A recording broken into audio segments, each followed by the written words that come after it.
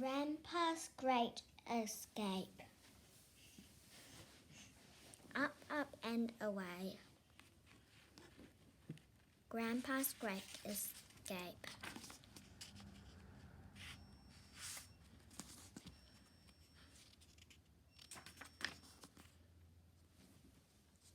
Grandpa's Great Escape. Up, up, and away. This is a tale of a boy called Jack and his grandfather. Once upon a time, Grandpa was a Royal Air Force pilot. During World War II, he flew a Spitfire fighter plane. Our story is set in 1983. This was a time before the internet and mobile phones and computer games that could be played for weeks on end. In 1983, Grandpa was already an old man, but his grandson Jack was just 12 years old. This is Jack's mum and dad. Mum, Barbara, works at the cheese counter in the local supermarket. Dad, Barry, is an accountant. Roach is a local news agent. Miss Verity is the history teacher at Jack's school. Detective Beef and Bond are crime fighters. So this is the town's vicar, Reverend Hogg. This security guard works at the Imperial War Museum in London. Miss Swin is a matron of the local old folks' home, Toilet Towels. Some of the elderly residents include Mrs. Trifle, the Major, and the Rear Admiral. There are some of the nurses who work at Toilet Towel, Nurse Rose, Nurse Daisy, and Nurse Blossom.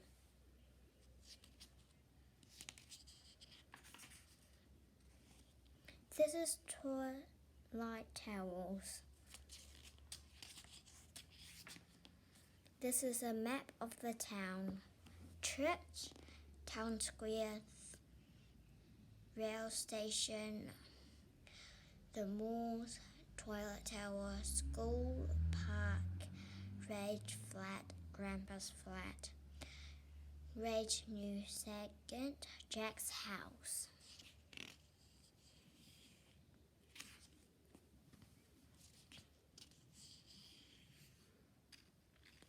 Part 1.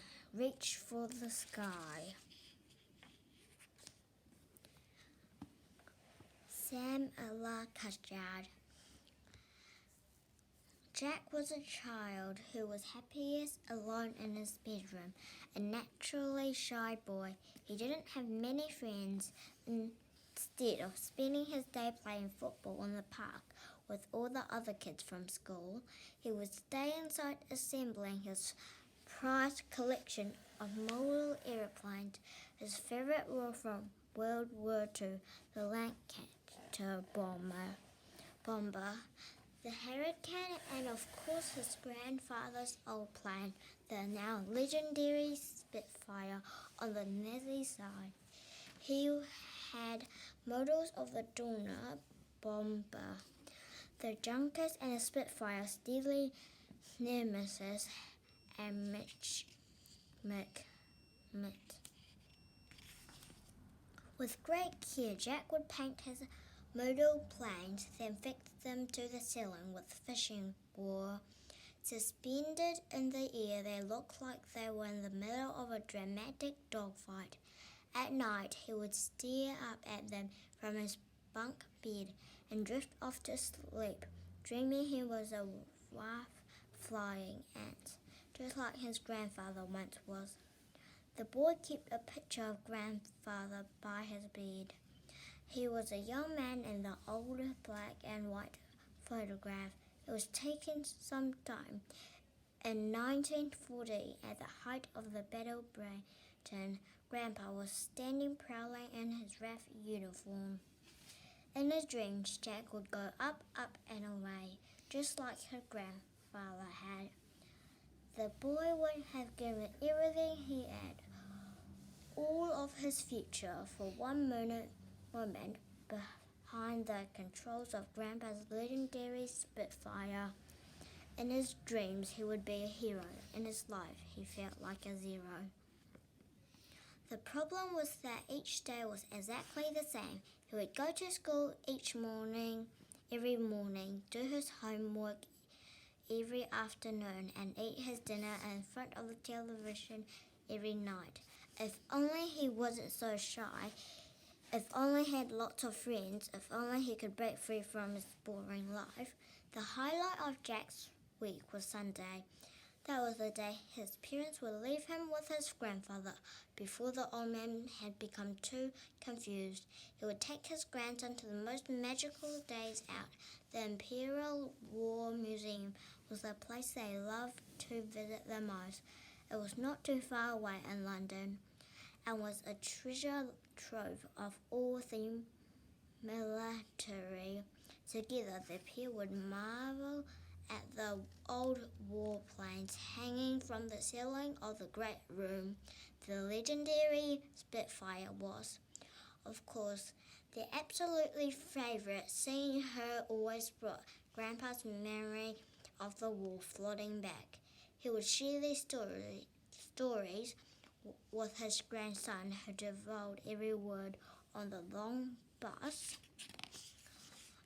journey home, Jack would bombard the old man with hundreds of questions.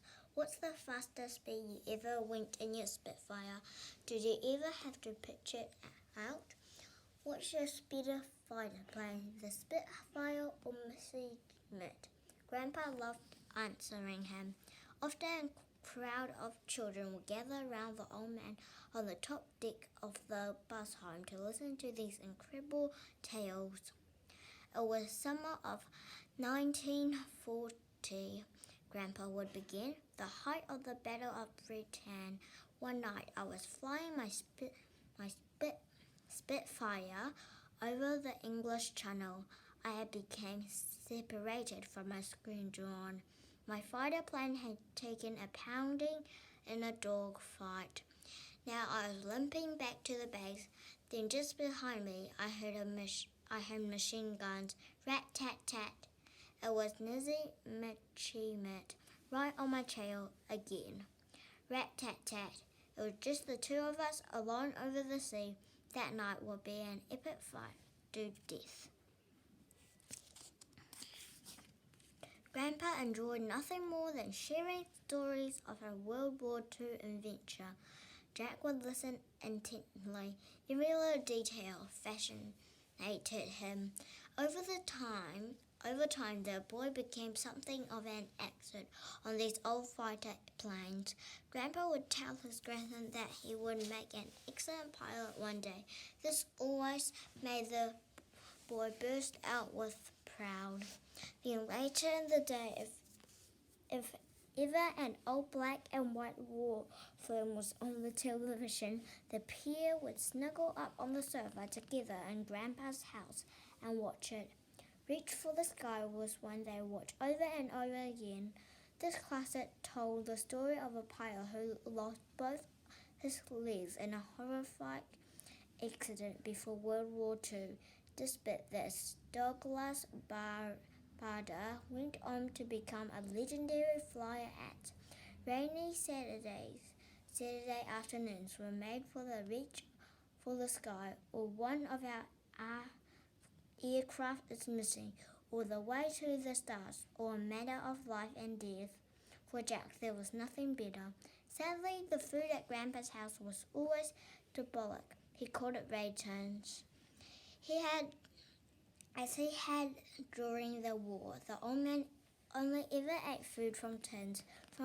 For dinner, he would select a couple at complete random from his larder and empty them into a pan together. corned beef with pineapple chunks, sardine and rice pudding, tree sponge with peas, baked beans mixed with cheddar peaches, diced carrots and condensed milk, chocolate pudding covered in tomato soup, pictured with spaghetti hoops, skit and kidney pudding and fruit cocktail, haggis topped with cherry and syrup, and grandest specialty, Blam à la cascade. The use of the French word gave it an air of the punish it did not deserve. Fortunately, the boy didn't come for the food. World War II was the most important time in Grandpa's life. It was a time when brave Royal Air Force pilots like him fought for their country in the Battle of Britain. The Nizzers was planning an invasion, a plot they could option Sea Lion. However, without being able to secure power over the skies to protect their troop on the ground, the Nizzers were never able to put their plan into action. Day after day, night after night, RAF pilots like Grandpa risked their life to keep the people of Britain free from being captured by Nizzers. So instead of reading a book to his grandson at bedtime, the old man would tell the boy of his real-life adventures during the war. His stories were more thrilling than any you could find in a book. "One more tale, Grandpa, please," the boy begged on one such night. "I want to hear about when you were shot down by the Luftwaffe and had to crash land into the English Channel." It's late, young Jack," Grandpa replied. "You go to sleep. I promised I would tell you that tale and plenty more in the morning, but I'll meet you in your dreams, Scrindon-Leader," said the old man as he kissed Jack tenderly on the forehead. Scrindon-Leader was his nickname for his grandson. I'll see you in the skies, up and away, up and away," the boy repeated before drifting off to sleep. In Grandpa's spare room, dreaming, he too was a fighter pilot. Time sharing with Grandpa couldn't have been more perfect, but that was all about to change.